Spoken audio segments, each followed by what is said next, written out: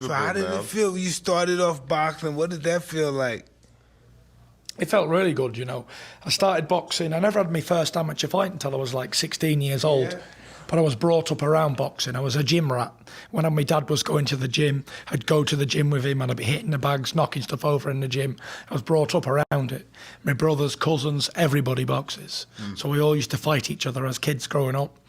And I decided I was going to be heavyweight champion of the world from being a young kid.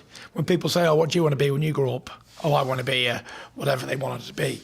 They asked me what I want to be. I said heavyweight champion of the world. I love it. And nothing, I wasn't going to settle for anything else. That's how it goes. That's what it is. That's what it is. So that must be such a wild journey. I think about when I was a fighter, and that must have been such a wild journey fighting with yourself. Yeah. You know, you're just wondering, God, I don't want this guy to take my place. Always wondering, you know, you hurt yourself, you get a cut, and you say, oh, I hope my career's not over or something before it even starts. Yeah. You know, there's just a lot of things. There's a lot of motivating factors when you're young. We all lose on the path to our greatness, you know, and it's about overcoming and never quitting and never giving up. So fighting is a huge part of the gypsy culture, maybe just the fighting spirit. How about... You know, you're not the first gypsy heavyweight champion. There must have been gypsy bare knuckle champion, heavyweight bare knuckle champion. There was a guy called Gypsy Jem Mace. Yes, Jem and he Mace, was the first heavyweight champion under Queen rules. 1850 bare knuckle champion. That's correct. From Norfolk, they called him the Swaffham Gypsy. Wow, that's amazing. Very good looking though. Unlike me. Well, There's been a lot of gypsy champions, not just heavyweights. There's been middleweights from all over the world, different weight categories. Well, I imagine you grow up fighting. It's in your blood. You're going to be pretty comfortable in a fight, no matter where you are, whether it's in a ring or in the street somewhere. What is the spiritual practice or mindset of the gypsy culture? Did you grow up with a sense of a higher power? Yeah, I believe in God. You know, I'm a Christian. And I believe that we're all here for a reason. I believe that everything I do in my life is already planned and set. You know, there's been so many things happen to me throughout my life, and if there was no higher power, then it wouldn't be possible for me to be here. Even in the fight with Wilder, brought me off the canvas in round 12 when I was knocked out to raise me to my feet and to fight on for a reason. And I believe the second return for me in boxing, because I had 3 years out the ring. I was down with depression and anxiety. I put on 147 pounds. I was taking drugs on a daily basis. I was drinking on a daily basis. I was gone. I was finished. The only place I ever thought that I'd ever end up was in a padded room somewhere. It was terrible. I was thinking about suicide every day, and I had nothing to be upset about. I was heavyweight champion of the world. I was 27 years old. I had money, fame, glory, a family, achievements, kids, everything running so smooth, but it didn't matter because mental health will bring you to your knees if you let it. Absolutely. We talk about that a lot. 100%. You know, when I was a young kid and I was fighting, I was going through everything was so intensified. Oh shit, this and that, and then it's just an illusion. It didn't really matter. Yeah.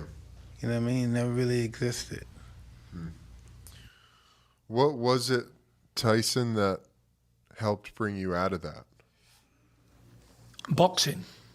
Boxing brought me back because I was living very wild. And, you know, when you lose the passion to breathe fresh air anymore and you don't want to live, you're in a terrible place. And I remember a moment I was in a high performance car, Ferrari. I was heading towards a bridge doing that. Ferrari that big, was it custom made for you? No, it wasn't custom made, but I squashed it. But I heading towards this bridge at a high speed, 190 miles an hour, and I was going to crash into a bridge. And before I hit this bridge, I got to about maybe 500 foot from the bridge, and I heard a voice. I physically heard a voice speak to me and say, "Stop. Don't do this." And I pulled over. I remember I was shaking, I was crying, I was thinking, I knew I was totally gone. I didn't think I'd ever come back. Boxing was the last thing I ever cared about at this position. And And I remember thinking, you know what, if I'm ever going to get right again, I've got to get fit. I've got to lose the weight. I wasn't losing the weight to come back to return to the fight game. I was doing it for me, for my health. And the more I trained, the more I was getting better and better by the day. I lost a lot of weight quickly. And I was feeling good. I was feeling great again. And I wanted to get back in the ring. I felt like I had a lot more to offer, a lot more to give. Retirement wasn't for me. I had 3 years out the ring, and it was a horrible 3 years, the worst 3 years of my active life. And I thought, I'm going to get back in the ring. I'm going to fight again.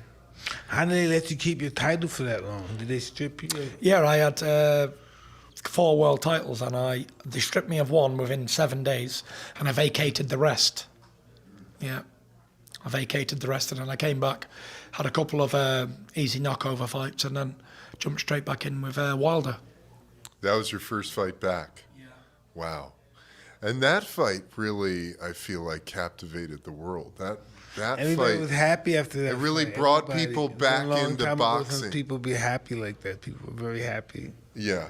It was so exciting, to see 2 titans back in the ring clashing like that. You know, at that time it was a breath of fresh air, because there was an heavyweight in England called Joshua. He was a world champion, and he was unbeaten, and Wilder was over here, he was in the UK, and he was talking back and forth for like over a year. Like bullshit. They didn't want to fight each other. So I think it was more Joshua didn't want to fight Wilder rather than the other way around. So I thought, you know what? I'm going to fight. Give me the fight. So they looked at me and they thought, this guy's finished. He can't fight no more. How can you lose all that weight and have all that time out the ring abusing your body and then come back to this level? But maybe I was finished in my body, but my mindset was that strong, and I believed that I was going to win. That if you believe it first with the mind, anything's achievable. I agree. And I believed it so much, and I never ever doubt myself in a fight, no matter who it is with who.